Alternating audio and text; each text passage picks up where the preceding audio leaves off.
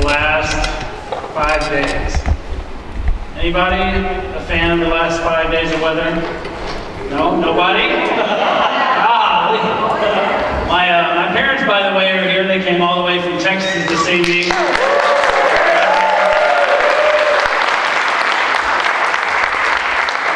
I told them the truth, that this is exactly how Wisconsin weather is. The last 5 days. So I'm repenting now. I want to talk about aliveness today, so I'll sort of unpack that in a minute, but I felt so alive these last 5 days, right? The blue skies, the crisp weather, the pretty colors. We drove my parents around and looked at the colors, and wow, compared to cloudy skies, don't you just feel different, right? Yeah. Anybody tracking with that? Yeah. I'll start out with this quote here by Brian McLaren, who wrote a book called We Make the Road by Walking. And he talks about aliveness. He says, we all want to be and feel alive. Not just exist, but to thrive. To live out loud, walk tall, and breathe free. I love that, right? Amen. It's a good quote. I've spent the last 20 years working with people. And let me tell you a little bit about what all I've done. I worked as an adult probation officer for about 8 years in Texas. I worked with adults who are in the criminal justice system. I worked 2 years coordinating 2 courts over in Michigan, where I worked with juveniles and adult people in the system. And in the last 8 or so years, I've worked as a professor at UW-Whitewater, where I work basically with 18-year-old students, 20-year-olds. And I say that because out of all of that interaction that I've had, and I do a lot of interaction with kids, with advising, and with the major, and I did a lot of talking with people when I worked in probation, I hear and see the same sort of conversation about what they want their life to be. I hear kids especially talking. If you're a school teacher, you've heard this, or if you work at a university, I want my life to mean something. I want it to amount to something. And then I hear from students who don't know what they want to do. So they're always like, I don't know what I want to major in, but I really want my life to amount to something. I want to live out loud. I want to breathe free. I want to leave a legacy. I think that's what we all want, right? We all want to feel alive. We all want to live out loud. We all want to breathe free in life. And I want to talk about that today. Aliveness is why chefs cook. That's right. It's why lovers love. It's why teachers teach. We all want something that we do that makes us feel alive. Some of us don't know what that is. Some of us know exactly what it is. It's not a new concept, this idea of aliveness. So when we talk about shalom, when we talk about well-being, we're talking about that feeling of being alive. So you may be asking yourself, what makes me feel alive?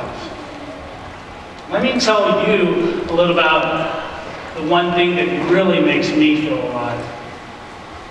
My wife and I have been going to the Rocky Mountains in Colorado. Is John here? John Mayer? John could do such a better job of telling you about this, but we've been going to Colorado for about 20 years. And it is, I don't know what it is about that place, about the Rocky Mountains, about being in the mountains, but it's really, for me, it's a spiritual experience. I can't explain it. I know that Mr. Mayer, the younger Mr. Mayer, has been there. He knows what I'm talking about. There's a rawness to it, right? If you've ever burned your finger or you've cut yourself, and then every time you touch your finger, you think about it, right? And it's a cute feeling. It's the same thing of being in the Rocky Mountains. It's like everything you see sort of startles you, right? And so as I was preparing this message, I was like, how can I explain how I feel in the Rocky Mountains? How can I sort of describe it? So what I did is I put a what I call a poem together. If there are any English teachers in here, this may not be a poem for you, so get right here. I want to read it to you. And this really describes, I think, of how the Rocky Mountains in Colorado makes me feel alive. So bear with me here. It's the thick smell of the pines filling the air. It's the twinge in my side and the shortness of breath as I walk back up the hill to my room. It's being surrounded by huge formations of rock, dirt, and vegetation that seem to go on and on forever. Do they touch the sky? It's the overpowering green shade of the trees that fill every speck of the rocks on those mountains. It's the striking colors contained in all the flowers that dot the roadside. It's the majestic blue-colored sky seemingly everywhere above me. It's the way the same noble color seems to perfectly reflect its grandeur on any body of water. And it's the presence of hummingbirds, lots of hummingbirds everywhere you go. Much like the geese do in winter, it's as if all the hummingbirds in the world travel to this one place for the summer.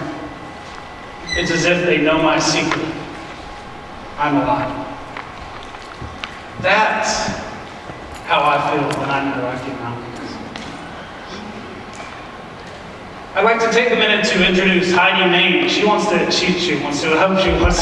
to come up here and talk to you just for a few minutes about what makes her feel alive. So let's welcome her real quick.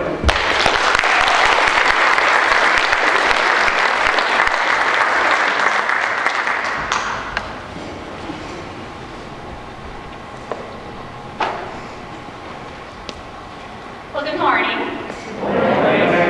That was my biggest fear, was saying good morning and having no one say good morning back. So thank you all for doing that. So Paul asked me today to share a little bit about my love for running and how that makes me feel alive. And running is absolutely the number one thing that I do in my life that makes me feel most alive. So I'll just start by sharing a little bit about how I started running. I was a freshman in high school, and my family just had moved to a new place. So I was a new student, and in an effort to get involved and to make friends, that fall, I went out for the freshman volleyball team. And I did not make the team. So I ended up working as the manager that season. And then winter rolled around, and I thought, okay, I'm gonna try my very best, try out for the basketball team. And I tried out for the team, and I did make it, but I sat the bench every single game. And then the spring came around, and I'm like, okay, well, the track team, maybe that's for me. There's no cuts, everybody gets to race. Maybe this is going to be my thing. So, went out for the team, and I remember that very first week of practice, we were doing some really hard sprints around the track. And I just remember how painful that was on my body. It just hurt every single ounce of my body. And every lap around that track, I was thinking of another excuse to quit. Every single lap. So that first lap was, well, maybe I should get an after-school job and make some money, save for college. The next lap, I think, was, I think I need to study more, improve my grades. So every lap, a new excuse went through my mind. I was going to march into my coach's office after practice, and I was going to quit. And I didn't. And to this day, I'm not sure what stopped me, but I guess I do know. I know that God gave me this gift, and He did not let me quit. And I'm so glad that I didn't, because running is the number one thing that makes me feel so alive. And over time, it did get easier for me, less painful over time. And I got better and better at it, and I continued to run in high school, so I ran track and cross country in high school. And then again in college, I ran for 4 years at UW-Eau Claire and just fell in love with running. And since then, I've done a number of marathons and triathlons, and lately I've gotten into doing some adventure races, so like the Tough Mudder and Gladiator Challenge. And I've also had the opportunity to coach, which has been just one of my most favorite things. So I've been able to coach middle school students and high school students, and so that's a little bit about my running and how I got involved. But to elaborate a little bit more on how running makes me feel alive, there's just this incredible thing that happens when you run. And I think I'm like a lot of people, but I think a lot, and probably too